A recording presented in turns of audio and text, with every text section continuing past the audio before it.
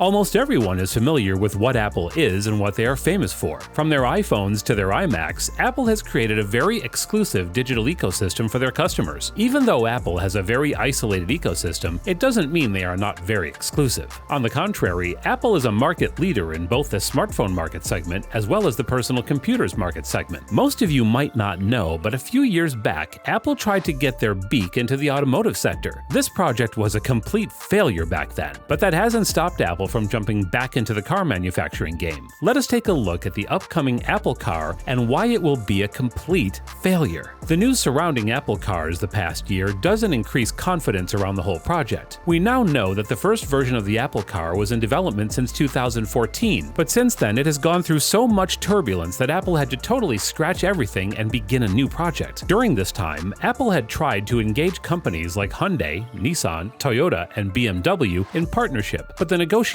would always fall apart. Apple Car project was also plagued with people leaving the project. All of this doesn't add credibility to Apple's aims to become a trusted car brand. Let's go through some of the project failures that Apple Car has gone through and why this means that Apple Car project might end up costing Apple billions without producing any value. Apple Car chief Doug Fields leaves Apple. One of the most major blows Apple Car project faced was when earlier this month it was reported by Bloomberg that Doug Fields, then head of Apple's electric car project, left the company for Ford. Doug had been offered a position as the chief advanced technology and embedded systems officer. Apple was really counting on Fields to finally lead the Apple Car project toward the right track. This is because Doug had expertise in the automotive industry. Previously, Doug had worked with Tesla and was a crucial part of the Tesla Model 3 project. Tesla Model 3 is the cheapest Tesla electric vehicle yet. People at Ford were pretty happy with poaching Doug from Apple. Ford CEO Jim Farley went on the record to say that it was a pretty good moment for Ford to get Doug on their team and how he would be an asset to Ford. Sadly for Apple, they were left without a leader for their Apple Car project. It seems like people are more attracted towards projects with more established automobile companies like Ford. According to Apple, Kevin Lynch will now lead the Apple Car project. Lynch has been working at Apple since 2013. Before that, Lynch had worked at Adobe. Kevin has also worked on the Apple Watch project. But the problem is that Lynch doesn't have any expertise in the automotive world. This is not a good sign for Apple. According to Apple, there are some senior executive level people on the Apple Car project that do have automotive experience from the likes of BMW and Tesla. Doug Fields abandoning the Apple Car project isn't the first time top talent is taking flight far away from the Apple Car project. Top project executives working on the Apple Car have left to greener pastures. These include Dave Scott. He was leading the team working on Apple Car robotics. Dave left Apple Car to become CEO of Hyperfine, a cutting-edge technology company working on a portable MR imaging device. Another executive named Jamie Wado, who had previously been overlooking the safety and regulation-based activities for the Apple Car project, also left Apple recently. He is now serving as the CTO for CanView, another company working on digitizing the road and highway infrastructure. Benjamin Lyon was part of Apple Car's original team when the project started years back. He also left Apple Car and is now the chief engineer at Astra, a private space launch company. According to Bloomberg, almost a dozen top-level people have left the Apple Car project this year. This is not a good sign for any project, as top-level executives leaving a project in such a short period usually mean these executives don't see a good future in the project, and there is potentially now room for success or growth. People don't usually jump ship from a completely safe ship.